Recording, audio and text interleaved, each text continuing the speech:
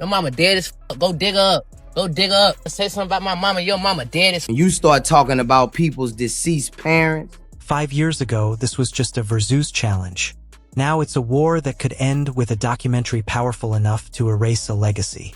When 50 Cent quietly leaked the first teaser of what insiders are calling Surviving T.I. and Tiny, the hip-hop world froze. No flashy announcement, no press run, just a headline, caption, and a threat wrapped in silence. And according to sources close to the situation, T.I.'s reaction was nothing like the confident interviews we've seen.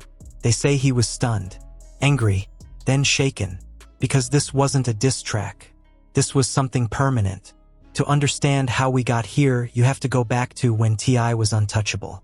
In the early 2000s, Clifford Harris wasn't just another Southern rapper trying to break into a New York-dominated industry. He was different, calculated, charismatic, sharp with his words and sharper with his ambition. By the time trap music dropped, Atlanta had a new general. Then, tell your dead mama dig her ass up and post a picture that look better than my mama. Thing, you know, the family thing, it's just weird. Them two brothers got a problem. It's like, all right. Came urban legend, then king, #1 album, platinum plaques, stadium tours. T.I. didn't just participate in the trap wave. He helped define it. He called himself the King of the South. And for a while, nobody argued. Hollywood came calling. Reality TV followed. Brand deals, business ventures, a carefully built image of growth, redemption, and reinvention. He survived legal troubles. He rebuilt. He returned stronger. T.I. wasn't just a rapper anymore. He was a brand. And then there was 50 Cent. Curtis Jackson's rise was different. Gritty, ruthless. Bullet wounds turned into marketing. Get rich or die tryin' exploded like a cultural earthquake.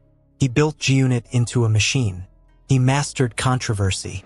And later, he mastered television. While many rappers faded, 50 evolved. He became a producer, a power player in Hollywood, the man behind the power empire, the architect of documentaries that didn't just entertain, they exposed. Two kings, two egos, two legacies built on dominance. The tension between them wasn't new. It started publicly during the pandemic. Versus battles were everywhere. Legends facing off. Hit for hit. Culture celebrating culture. T.I. wanted 50. He said it openly, confidently. Pull up with 20 records. It sounded competitive. Harmless even. But 50 didn't respond the way people expected. He brushed it off. Dismissed the platform.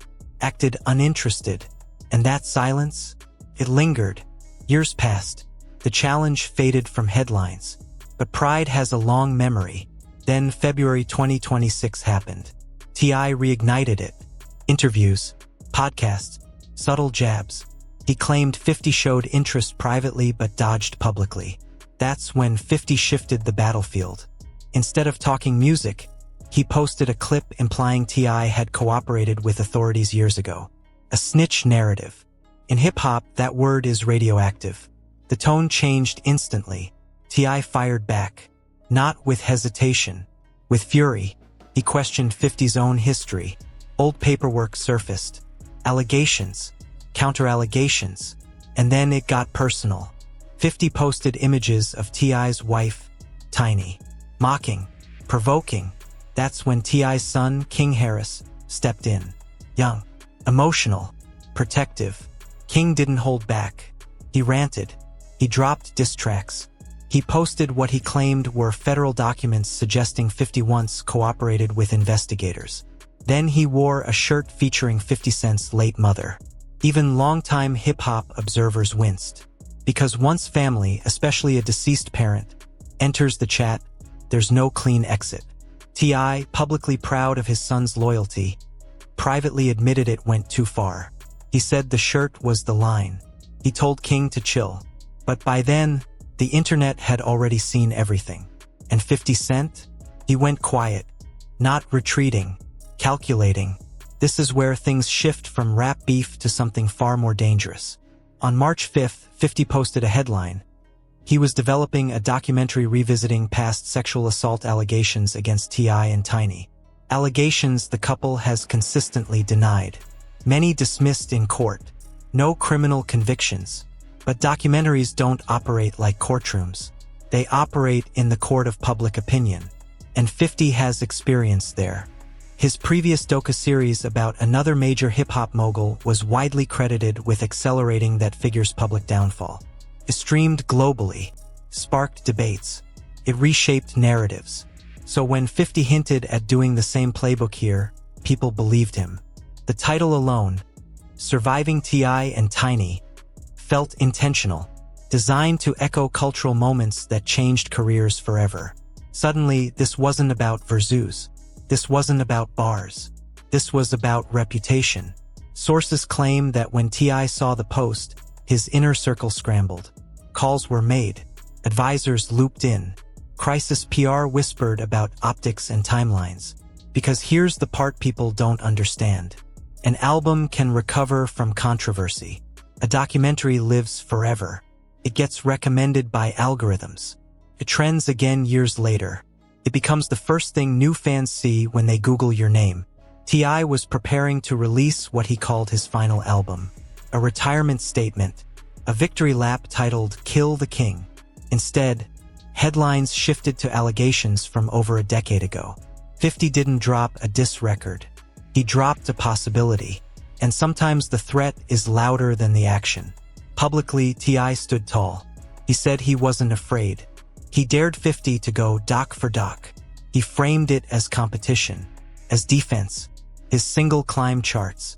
Interviews continued. He smiled on camera. But those close to the situation describe a different energy behind closed doors. Tension, frustration, and yes, moments of visible stress. Because when your son escalates a feud, when old accusations resurface, when a rival with Netflix-level reach hints at exposure, you don't just shrug that off. Fans split into camps. Some accused 50 of weaponizing trauma for entertainment. Others argued that if allegations exist, they deserve examination. Media outlets dissected every old lawsuit, every dismissed case, every statement. The industry watched carefully. Streaming executives know controversy sells.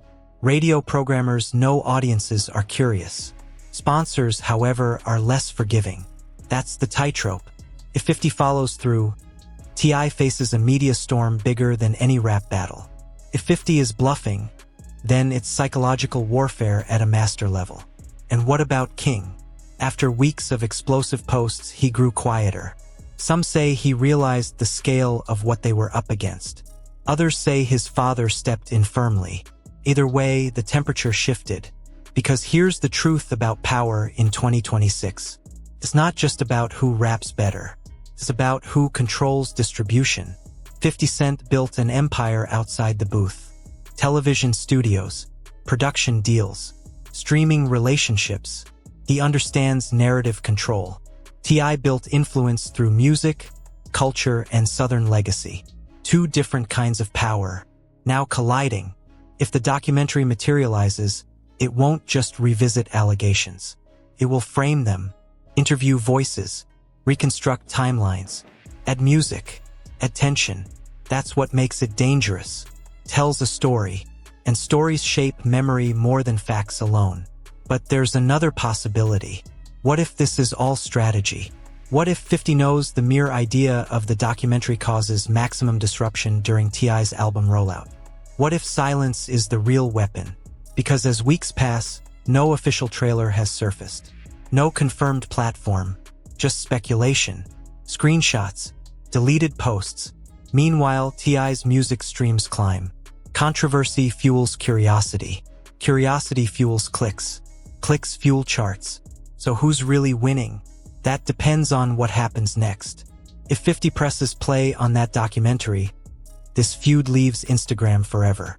It enters living rooms, headlines, think pieces, panel discussions.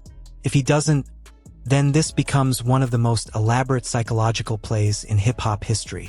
Two legends, two legacies, one unresolved battle that started with 20 records and spiraled into something neither side fully controls anymore. And maybe that's the real lesson here. In today's era, beef doesn't just live in verses. It lives in algorithms. It lives in documentaries. It lives in narratives crafted long after the music stops. T.I. once called himself the king. 50 built a kingdom behind the camera.